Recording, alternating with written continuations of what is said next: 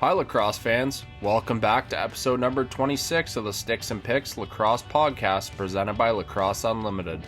Lacrosse Unlimited has provided the best equipment, apparel, and lacrosse footwear since 1990. Be sure to check out their website at lacrosseunlimited.com. I'm your host, Will Petchnig, alongside co-host Jake Fox. In today's episode, we talk to one of the first and best American-born players to ever play the indoor game. Mitch Belisle talks about his professional journey in both box and field, playing for Team USA, and then transitioning into a media role with the New York Riptide after his career.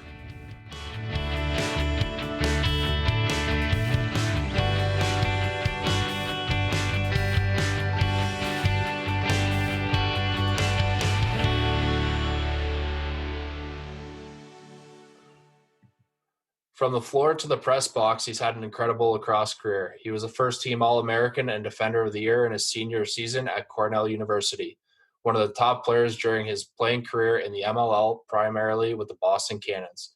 He's one of the few Americans in his time to have a successful NLL career playing in 9 seasons. He also represented Team USA on multiple occasions. He's currently the VP of Sales and Marketing with Trilogy Lacrosse and the color commentator for the New York Riptide. Please welcome Mitch Belisle. What's up, fellas? Sorry, I got the 1.5-year-old screaming in the background, so I put myself on mute for a second. But that's the life at home with a 3.5 and a 1.5-year-old when you're locked in. How you doing, Mitch? You're surviving at least? Surviving, yeah, definitely missing lacrosse. My 3.5-year-old George keeps asking when I'm going to be on TV. I was like, I don't think I'll be on TV till next winter, buddy. So missing it, that's for sure. But all in all, very lucky to be in the position that I'm in and for everyone to be healthy. And, with what we're doing at Trilogy, we've shifted to doing a lot of online stuff that the response has been incredible. And so that has been really rewarding to see that we can still interact and work with kids over the last couple of weeks. And so that's definitely been keeping me busy along with the family. Yeah, no, exactly. It's definitely nice to have some more family time, and we're all missing the game of lacrosse so much right now. So we're going to dive into things and just kind of talk about how you got involved with the game of lacrosse. Maybe talk about what got you started in the game. Yeah, so my dad was in the Coast Guard, so we moved around a bunch growing up. And so I lived, started in Florida, then Massachusetts, then California, and then Indiana. And then when I was in 4th grade, we moved at the start of 4th grade, we moved to Severna Park, Maryland. So I had played sports all growing up at all those different stops. And kind of played a little bit of everything. Played baseball, played soccer, all the sports you play when you're a really, really young kid. And my parents are both athletic. And then when we got to Severna Park, it was kind of just like Severna Park, Maryland is right there between Baltimore and Annapolis, and it is certainly a hotbed. And so everyone I knew that was athletic played lacrosse. They said, "Hey, you should try lacrosse," and the rest, I guess, as they say, is history. Although growing up, I had a little bit of a different path. So 4th, 5th, 6th, 7th grade was in Severna Park, which is a huge lacrosse area. And then in 8th grade, I moved up to Massachusetts to Cape Cod, which at that time, this is like 1999, 2000. At that time, Massachusetts lacrosse was just really starting to come on, and especially down in the Cape and Islands where I lived, was brand new. So they had just started a rec program the year before I moved there, and then actually my parents were instrumental in helping start the high school program at Bourne High School where I ended up going. So I went from an established powerhouse in Maryland to a brand new program in Massachusetts, which was a lot of fun, but definitely a big change. That's when I thought I was going to be a hockey player when I moved back to Massachusetts. Talk about high school lacrosse. From what I saw, you were actually an offensive midi back in high school. So talk about that and how basically starting a program from scratch, it sounds like. Yeah, so I was a very ugly offensive player, just bull dodge to right, bull dodge to bull dodge, just get to the goal and shoot as hard as I could. But yeah, so when I got to from Maryland to Massachusetts, I went from being middle of the road. I think I was on the B team in 7th grade in Maryland to being one of the better players in Massachusetts just because everyone was so new. But at the end of the day, the first year we ran a JV squad, or we ran a JV team because it was the first year. It was club sport, so everyone had to fundraise or pitch in to play. We played out at this old Air Force base, so there'd be like F-18s taking off right next to us, so the coach would have to stop mid-practice because all of a sudden just deafening roar. I mean, I'm talking like not like close to us. I'm talking like 50 to 100 yards away. We're like F-18's taking off. But we had like a ragtag crew, and the field was like rolling hills. So it was awesome. I loved that experience and being part of something that was so new and unique. And I had some great friends that were on the team. We were recruiting guys that had never played. There were football guys to come out and play and hockey guys to come out and play. There's just some great pictures. If you go online, you can find, I think like Blacks All-Stars posted a great one of me wearing like a porthole mesh jersey, like Asics sneakers because I had shin splints, wind pants, a reflective visor. I was ahead of the game with the visor, and then like an old school Cascade helmet. It was like every element. Oh, and I had a offset stick, and then my like gloves were like the L33 glove. It was just like a perfect old school lacrosse shot. But yeah, it was ugly. But then I moved back to Severna Park, and in 10th grade. And again, kind of went back to being the middle of the road lacrosse player, but I think just based on my athleticism and the ability to compete, I was able to play that junior year. And we actually competed for a state championship my junior and senior year. We lost times to the same team, one in double overtime, one with like 10 seconds left. I hate Delaney, but yeah. So I was an offensive player. Again, didn't ever get much better than the bull dodge right to right, hard dodge and shoot as hard as I could. But it worked for me, at least at the high school level, and so I stuck with it. Yeah, it certainly worked for you. And obviously you went on to college lacrosse and you ended up going to Cornell. How did that come about, and why did you choose Cornell? My junior year at high school, so I had just moved back to Severna Park, and the coach there was a guy named Mike Belisle, who I owe a ton to. He knew I had good grades. He was just like, he was so into helping his players out, and he was not a teacher. He was like in mortgage banking and just loved it, and ate, slept, breathed lacrosse, would have us up doing 6 a.m. workouts in the off season.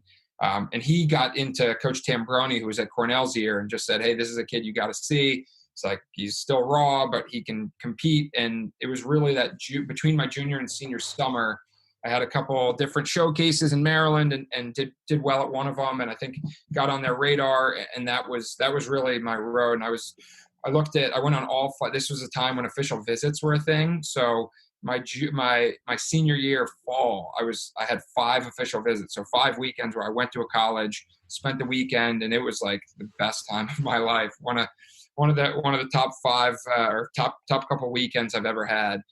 So I went to Dartmouth, Lehigh, Air Force, Cornell, and Loyola.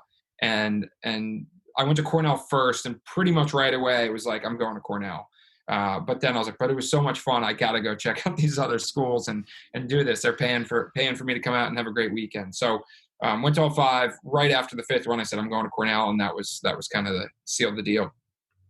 Yeah, no, I can relate to that. I remember visiting Coach Petro and doing wasn't official, but you went and did the visits. And after talking to Petro, I was like, can I commit here now? He's like, no, you got to go to a couple other schools. So I kind of get that, where you're going there and you're just like, I already know where I'm going. Yeah, when it's the right fit, it's the right fit. And I had this visit where just every person I met was like, I want to be like these guys, and everything we did. I think the weather was actually terrible, which is pretty standard for Cornell. But at the same time, I had so much fun, and it was like just I just saw myself there. And so, yeah, I knew right away that was where I wanted to be, and I wanted to weigh it against the other schools, but every other school is like, man, Cornell's the spot for me. When was the switch made for you to become a long pole? Maybe week 3 of fall ball. So, yeah, I was like the first practice, went out there with the O middies. They're like, why don't you go back with the D middies? And then like next week, they're like, why don't you try a long pole? So that was a huge blessing. And my dad has always said, you should try playing with a long pole. Like, you should do it. I think it might happen. And so his prophecy proved to be true. And all that winter during my freshman year, I was like, I knew I was going to be a long pole for good, or a long stick. And so I just started training with a long stick, and freshman year didn't play a single second, sat on the bench the entire game, didn't even get garbage minutes, but then started my sophomore year and then was able to learn from some really great guys and was lucky to have an awesome college experience with a great group that culminated in our 2007 team where we went undefeated until the Final Four. Yeah, I was going to say, you ended up doing pretty well at Cornell. Obviously, like you mentioned, your Final Four appearance. You were a captain your senior year, defenseman of the year senior year. What was the big jump between your junior and senior year that kind of elevated your game? I think it was just like, I was my sophomore year, I was more or less forced into being that third defenseman. They just didn't have a better option. So it wasn't like I was the best defenseman. It was like I was the best available defenseman. So that was all just learning. And then my junior year, I felt like I started understanding the defense. And then I think, as you guys know, when you're coming into the last season of anything, like between my junior and senior year, I came back. I'd never been in better shape. I remember working out and just in my head envisioning what it would be like to run out there at M&T Bank Stadium in Baltimore with my teammates and for that in the Final Four. And like every workout I did, I would think about that. And I think that we also had 11 seniors in that senior class. We had the goalie of the year, so that makes it much easier for me as a defenseman to look good. So between that, and having that strong senior class where of the 11, I think 9 started or were contributors. So it's like we really had a core that pushed each other and pushed the rest of the team to this high standard of excellence that we were going to not accept anything below that. And that's why we were able to have so much success.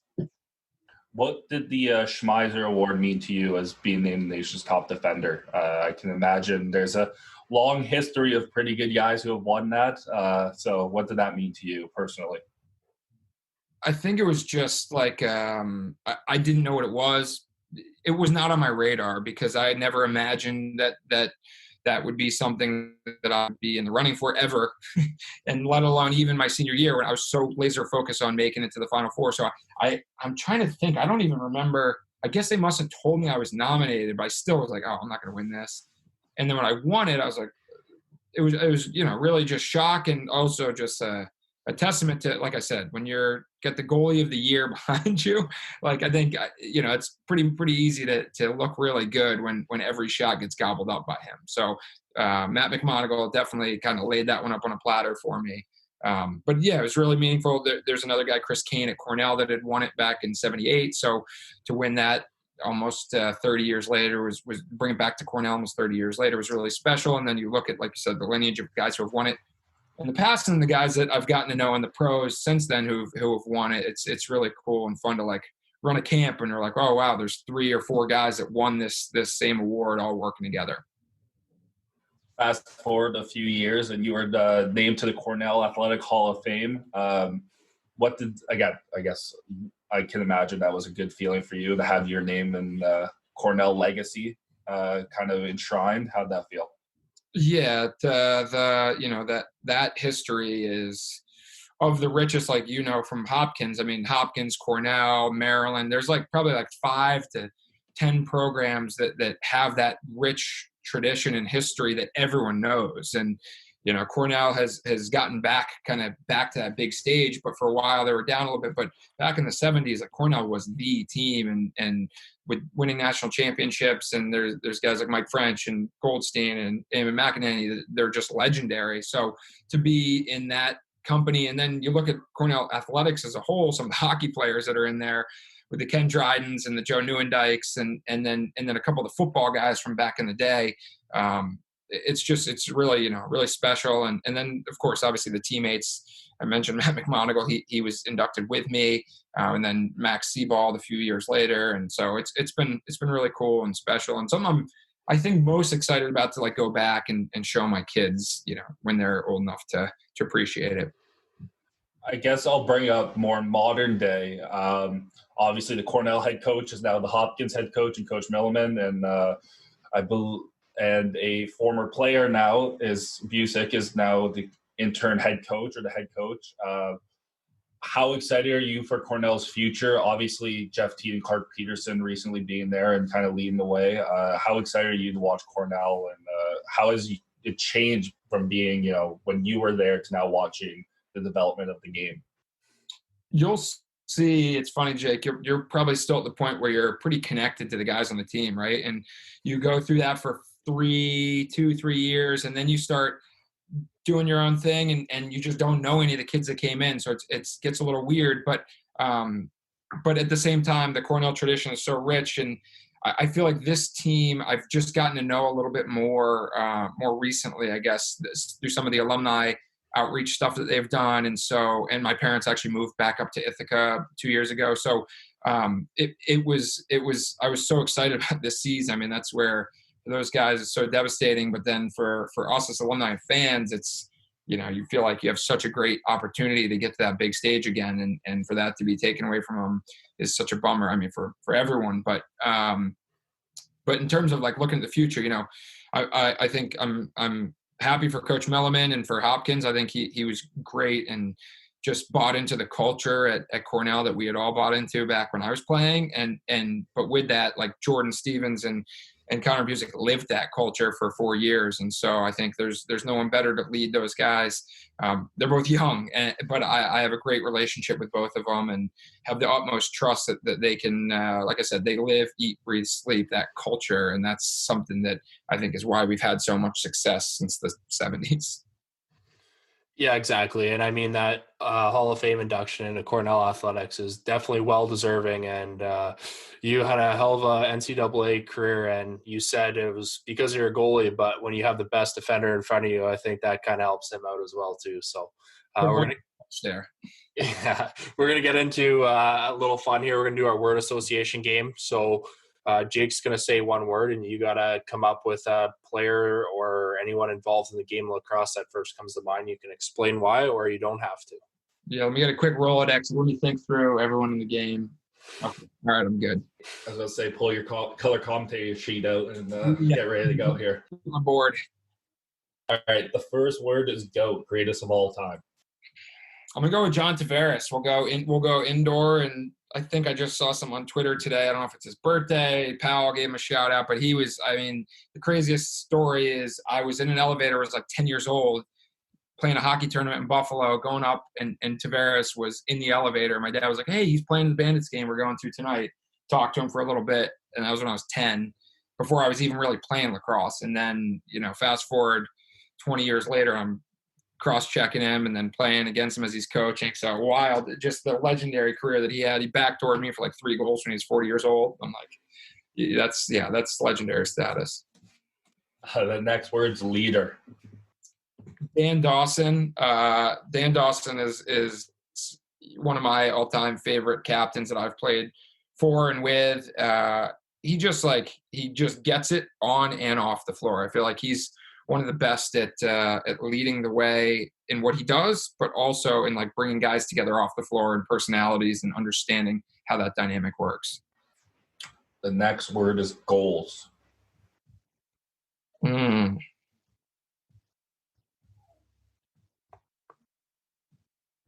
Goals. Stumped you. Yeah, I mean, there's so many guys that score so many goals. I don't know. Who scored the most against you? Oh, probably Junior. Junior's got to be up there for that one. I mean, you watch a Junior highlight reel; it's basically a Mitch Belisle low light reel. We'll go with Junior on that one. I play great defense. He shoots around the world and scores. I play decent defense, and he bullies me and scores. So yeah, I had a tough time with him. All right, the next word is assist. Playmaker. I'm gonna go with Will Manny. I think more just because how excited he gets when he makes an assist. He's just he gets fired up for his teammates, which I think is cool. And I got to play with him for a long time on the Cannons, and he's a really good scorer, but he's also a really good finisher as well. The next word is detail oriented.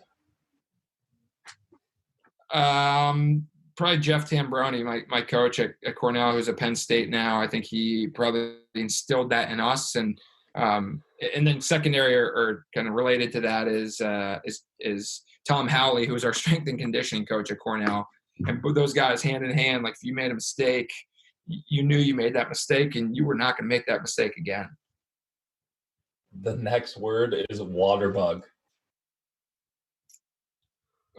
Jimmy Daly, throwback for Stevenson fans from the late 2000, and I think he was like 2010 era. Fastest change direction you've ever seen. Guy was so quick. He played in and out of the MLL for a long time, but Google Jimmy Daly highlights. You'll be blown away how fast that kid's change of direction was. All right, I'll have to do that. The next one's brick wall. You would normally go with a goalie here, but I'm going with Tucker Durkin. That guy is literally just like made of bricks. Got the opportunity to play with him in the 2014 Team USA, and he is just like, he is a absolute beast. He is made of bricks. The next one's Cannon. Oh, that's easy. Brad Ross. Again, like these are some throwback names that depending who your target demographic is, but Brad Ross used to shoot the ball from the 2-point line, and it would be still picking up steam if it missed. And it would either ping the corner or it would miss, and like those boards that they have in the MLL would shatter them, break through them, knock them over. It was like that guy has the hardest shot I've ever seen, and it seemed to just get faster as it passed the goal. The next word is tough. Brody Merrill is up there for toughness. I mean, he's not like known as a fighter or tough guy, but to be his age, I mean, he's a couple years older than me and still just doing it week in and week out. He's tough and not afraid to scrap. He got in a fight this year. So he's just he's like the kind of like low key tough or unspoken tough hero. The next word is stone hands. Myself would be number one. I gotta, I can't catch anything. I'll just leave it at that. I don't think I'm gonna put anyone in that same bucket. I'm surprised that I made it as far as I did in lacrosse with these mitts. The next word is agitator.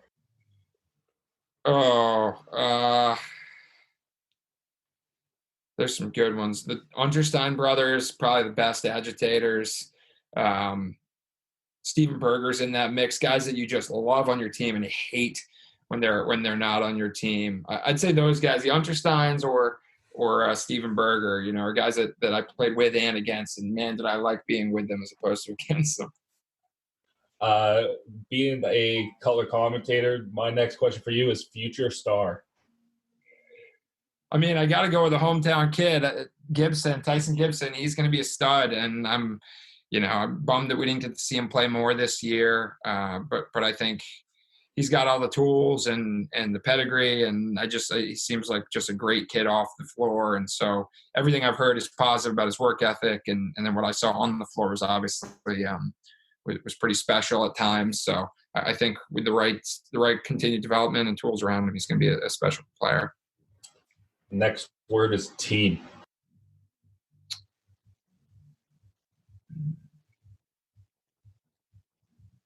I mean, I'll go with my 2007 Cornell squad. We'll throw it back. That was probably the most unified team I've been on. And the last word, which is my favorite, and I end it every time with this, jackass. Oh man, this is where you get in trouble, right? I'll go in the loving sense. John Glenn he is like the best kind of jackass you can ever hope for on your own team. Just the best. He is like the party animal, party starter. But yeah, jackass only in the most positive of lights though. Second team All-American, single-handedly won us every face-off in the playoffs in that 2007 run. Had some ups and downs to his career, but just the best jackass you could ever want. That's awesome. We're going to go into your MLL career here. You're drafted by the LA Riptide as a second-round selection, 12th overall in 2007 Major League Lacrosse collegiate draft. Can you talk about that day and what it meant to you and your family?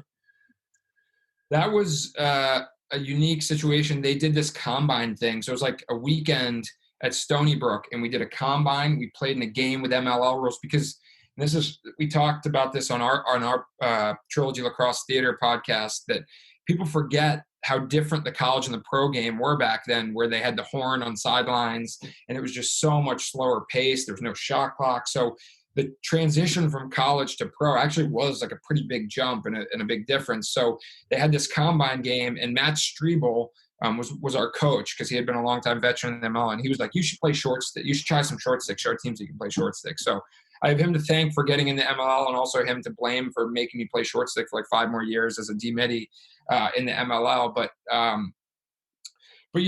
to go through that combine, and I had never thought about. I think if I remember correctly, like I never really knew about the MLL. Again, I was so focused on the Cornell season that they put something in our lockers that was like, if you want to declare for the draft, like fill this out. And I was like, oh, that'd be cool. Maybe I could continue playing. And then I filled it out and then did this combine. And then when I got drafted, I was like, LA, come on. I'm like working a finance job in New York City. Like, how am I going to do this?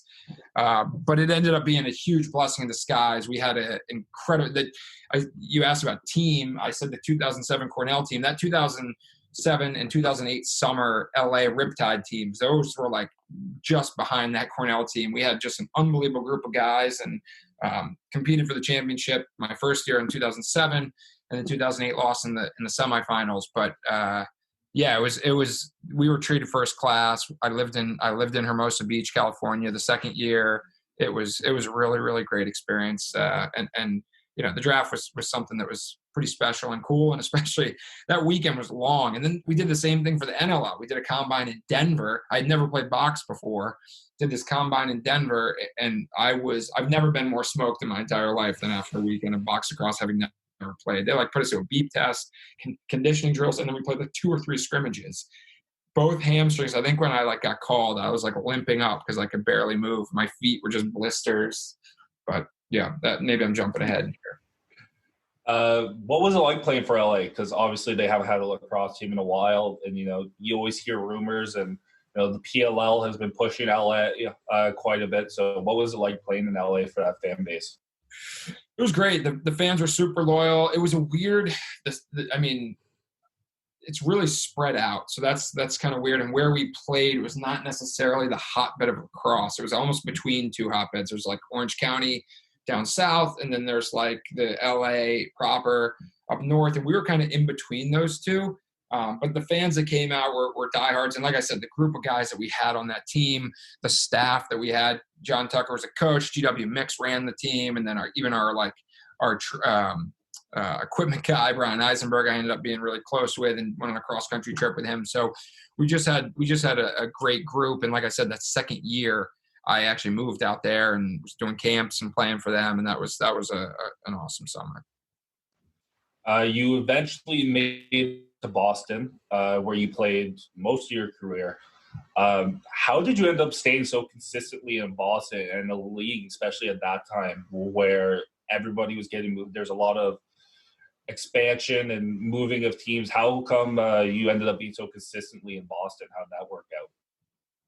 I hope it's because I made myself indispensable to the team, but probably because I was, a low cost commodity. They knew they could get a lot out of. No, I just think I grew up a little bit, and I mentioned in Massachusetts. I feel like I was connected to the community. It was a great experience there, and throughout the years we had success. We had good groups that came through, and part of it's probably blind luck. Part of it was that I had this good run there, and so they wanted to keep me around. And then once you stay long enough, they're like, well, we can't trade this guy now. He knows everything and all the dirty secrets. So got locked in. You ended up winning the Mll Championship in 2011. How did that feel, and what was that experience like? That was a special one. Boston had been knocking at the doorstep for so long and was not able to get over that hump. So to do that, and you look at the team that we had. I just actually watched the highlights from this game from the whole weekend. But we had an amazing crew there with Ryan Boyle and Matt Posque and Pat Heim and Kyle Sweeney and Paul Rabel. There was stars, but there was also these role players like Mike Stone, who's a D3 guy. And just a great group of guys that had worked so long. I think that core of guys have been together for 4 years, I think 3 or 4 years, and had come so close, but hadn't gotten over the hump. So for everyone in that organization, we were just, and Cannons being one of the original ML franchises, we were just so proud to finally get that title and get the monkey off the back. Well, no, for sure. And winning's always very special, even a three-time All-Star as well in the MLL. But you talked a little bit about the NLL Combine. And speaking about the NLL, you'd never played in the indoor game before. And kind of talk about that transition to play in the NLL and what your experience there was like. So I mentioned the combine, which was as soon as I started playing, I was like, "This is incredible! I love this." And I was a hockey player and a lacrosse player, so it kind of combines the best of both worlds, as you guys know. And I was really lucky to get drafted by New York, which had a lot of Americans on it, and Adam Mueller, who had some faith in me and believed in me and developed me, and as well as a lot of American guys on that New York Titans team. We played in Madison Square Garden my first year in the league. There's a story that Ryan Boyle likes to tell, and that's how I met Ryan. So my career with Trilogy started because of box and indoor. But my first shift, I think we were in Portland playing the Portland Lumberjacks, and I went out, had my first shift, got banged around, got the ball and threw it away, threw it to somebody, ran over, instead of going to the door, I jumped over the bench and I just went, "This is awesome." And everyone, gave me a lot of shit for the next few years for that. But it was just like, it was made, box was made for me. I like the physical play. I love the hitting. I just love all aspects of it, the speed. And so it was love at first shift, I guess you would say. Yeah, I actually read that. I read your retirement letter on IL today, and I read that story. I was going to bring that up. I love that. You also talked about never playing box, never really, thinking about playing box, and just kind of signed up for the combine and everything. Was box lacrosse was it just kind of okay, let's see what happens, and it turned out, or what was the reason for you just signed up for the NLL Combine? Was it just kind of, shit, I want to play lacrosse, let's see if I can do this? Yeah, I think, it was a logical next step. I made it to the outdoor pro games. I was like, well, there's another pro lacrosse league. I should probably at least see if I can hack it there. I mentioned that John Tavares story. So I had been to a Bandits game way back when I was 10 years old, but probably didn't even put it together that it was the same league.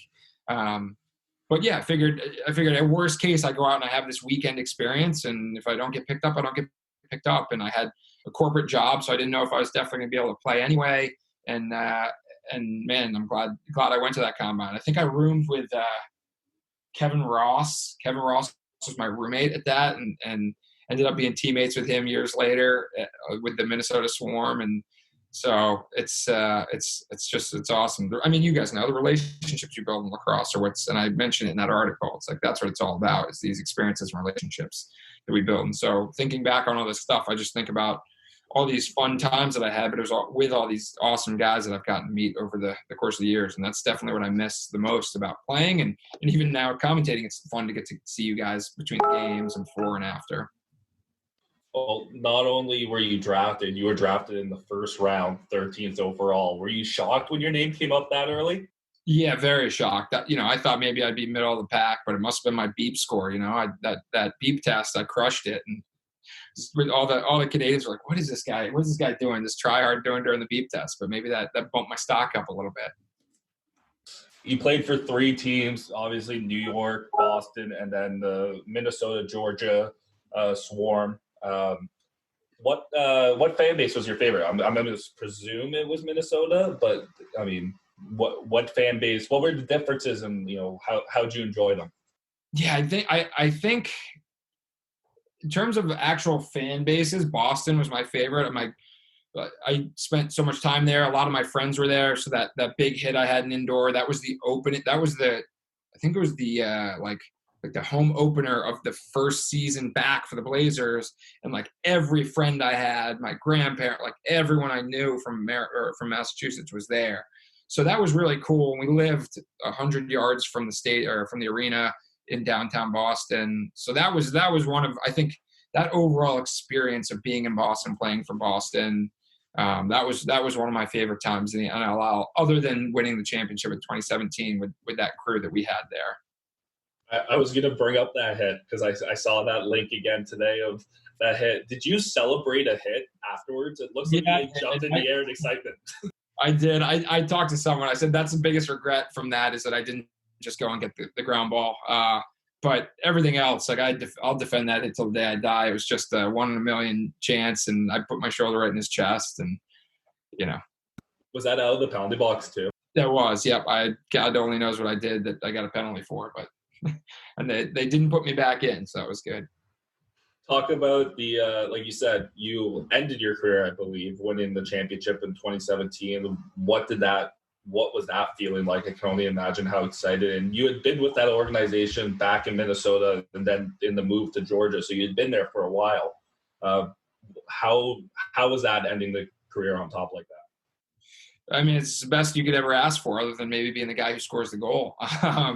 But no, that group that we had there, like you said, we've been like Jordan McIntosh and Shane Jackson, and Alex Krepensek, like that core group had been there since 2011, 2012.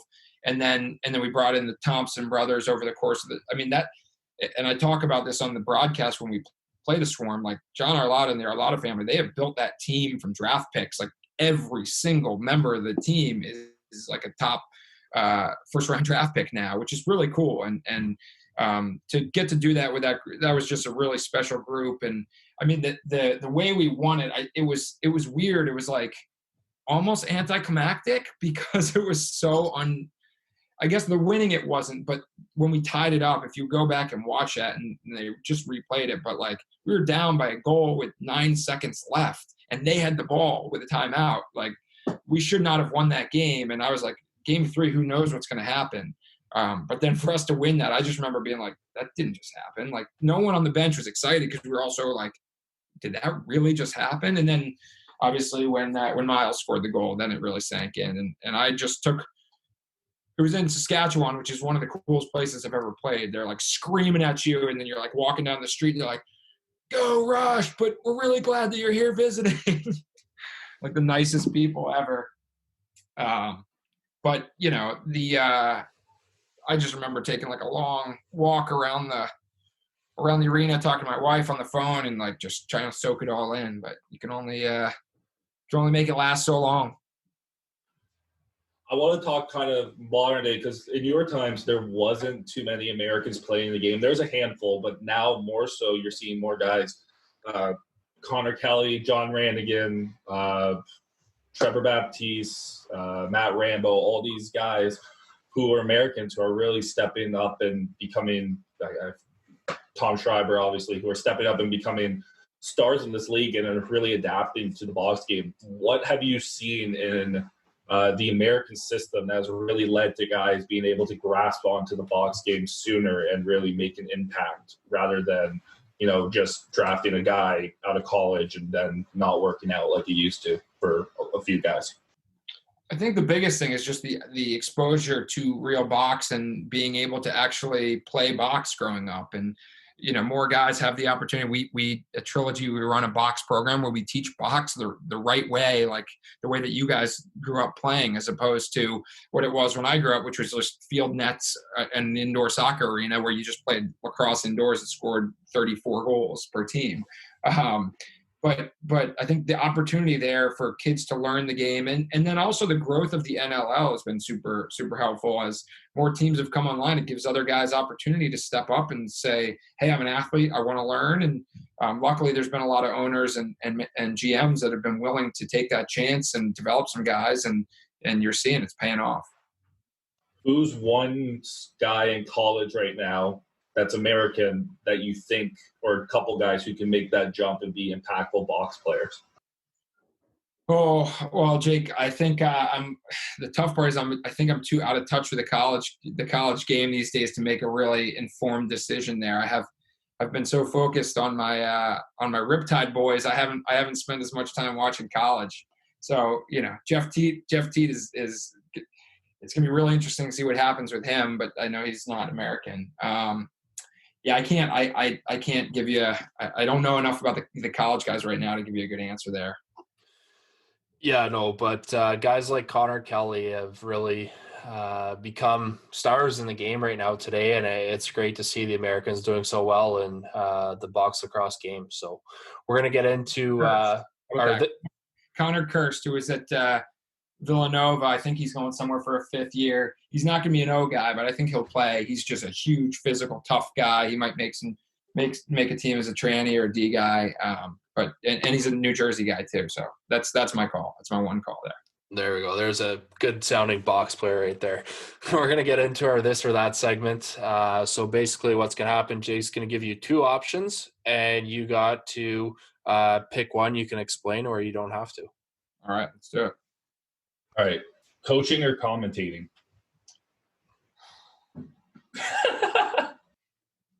That's really tough. Oh, man. I just won a 12-round shootout with my 9th and 10th grade boys. And you know what? I don't think I've ever been brought closer to tears than that. So I'm going to go with coaching. All right. Which league did you have more fun in, the NLL or the MLL? And we're not talking just on field, just in general, we'll say. I'll go with the NLL. I mean, I think just the time investment alone, you just spend more time playing and around the guys. And, yeah, there's some wild times off the floor, that's for sure. Are you a Dunkin' or a Starbucks guy? I mix it up. I'll do. If you're going to force me to choose, I'll go Dunkin'. But ideal world, I'm getting like, one of each a week. I was going to say, there's your inner mass hole coming out. Box or field lacrosse? Again, I'm like, thank God there's both, because I never would have lasted long in either if I hadn't played in both. I think for me, it's like just a change of pace was what I needed. But if I could only play one moving forward, other than being old, I would say box. All right. The MLL Championship or the NLL Championship? NLL Championship. Okay. Would you rather a transition goal or have a cause turnover in the loose ball leading to going the other way? Transition goal, because I got so few of them. I can remember all 4 of them or whatever it was, other than the empty netters. All right. Would you rather a McDouble or a McChicken? McDouble, without question. But I'd actually prefer McGriddle over either of those. All right. The next one is Boston or the Swarm. We'll go Blazers or Swarm.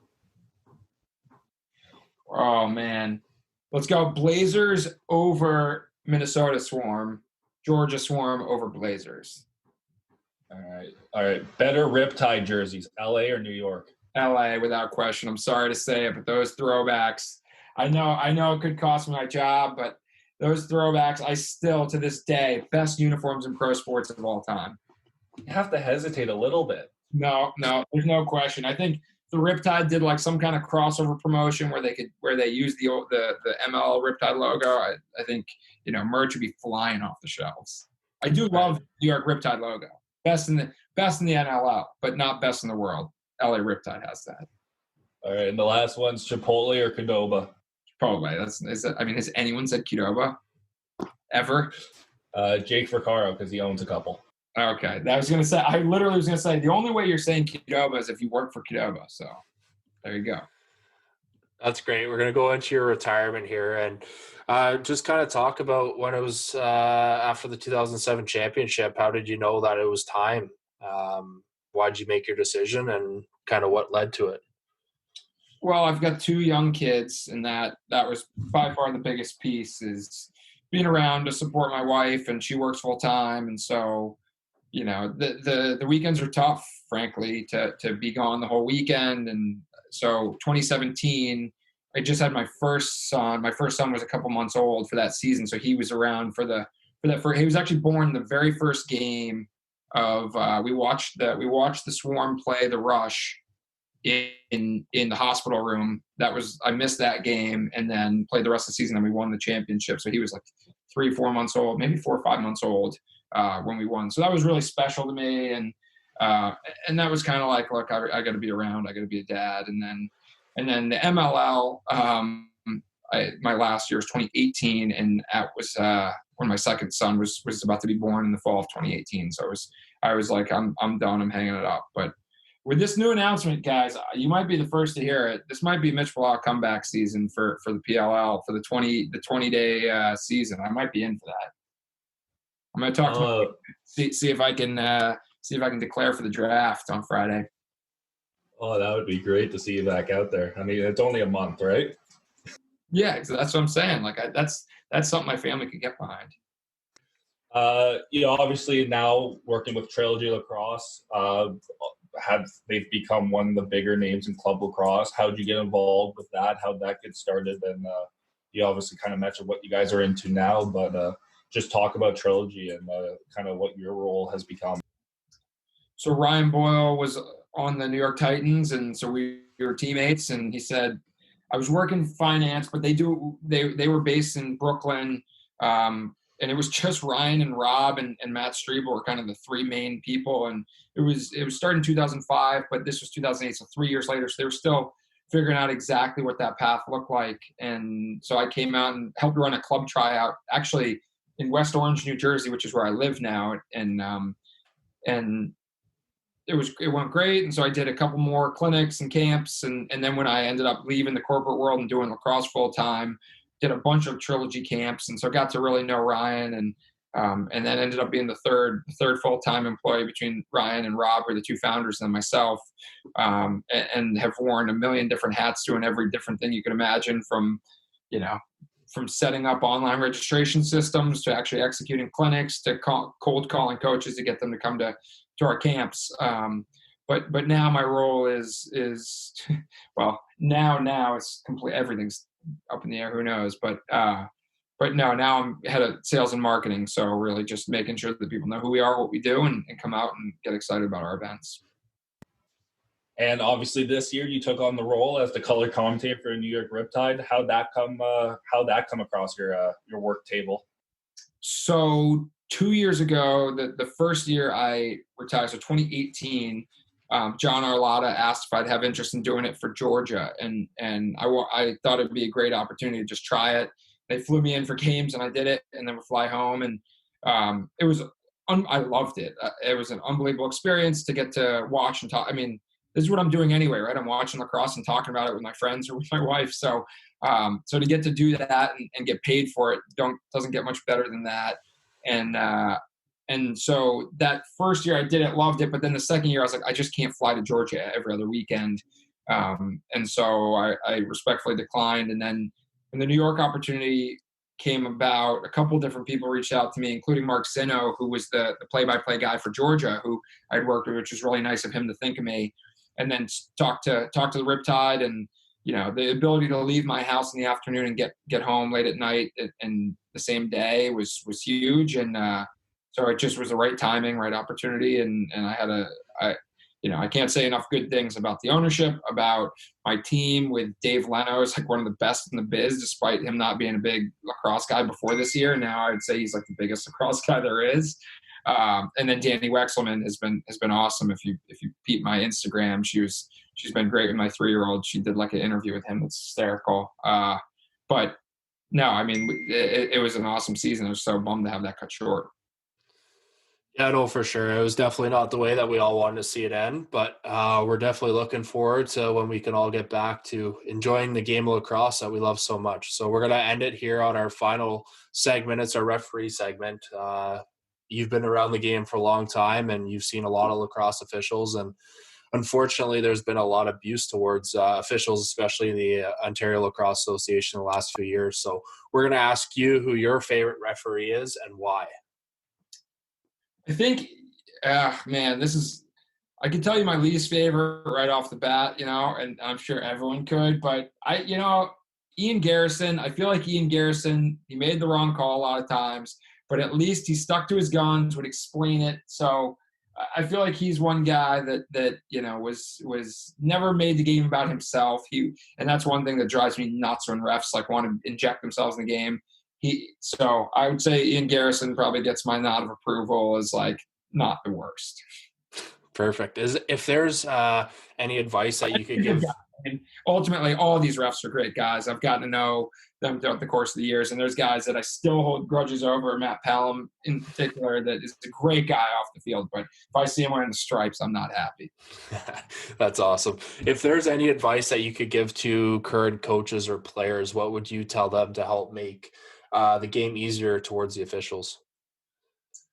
Towards the official, I mean, I definitely have not been the best role model at all times in terms of my treatment of officials, but I will say I knew where to stop and and draw the line. I think I was more of a complainer as opposed to a abuser.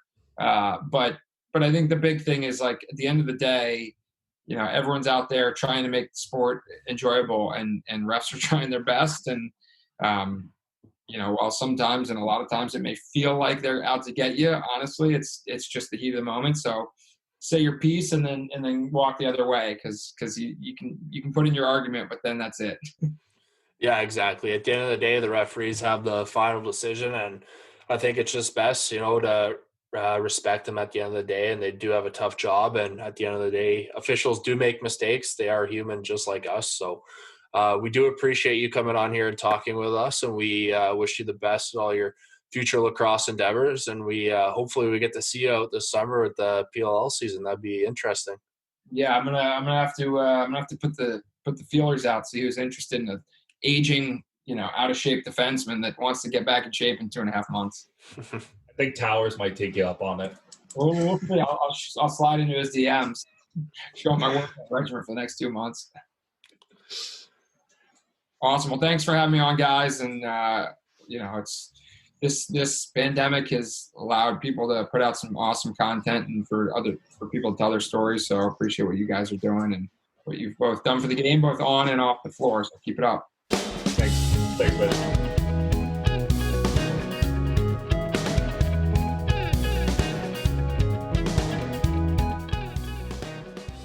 Thanks for listening to another episode of the Sticks and Picks Lacrosse Podcast presented by Lacrosse Unlimited. Don't forget to check out their website at lacrosseunlimited.com for all your lacrosse needs. A big thank you to True Lacrosse for their continued support in growing the game of lacrosse through our podcast. True Lacrosse provides lacrosse athletes with top-of-the-line equipment and sticks in today's game. Follow us on our social media pages on Twitter and Instagram at SticksPicksLax, and on Facebook at Sticks and Picks Lacrosse for more lacrosse content, future episode releases, and some awesome lacrosse giveaways. We are currently giving away another True Comp SF 4.0 shaft. Head over to our Instagram page for more details. Every Thursday night, you can watch Major Series lacrosse games on Facebook for free, and you can also enter the 50-50 contest to win some cash.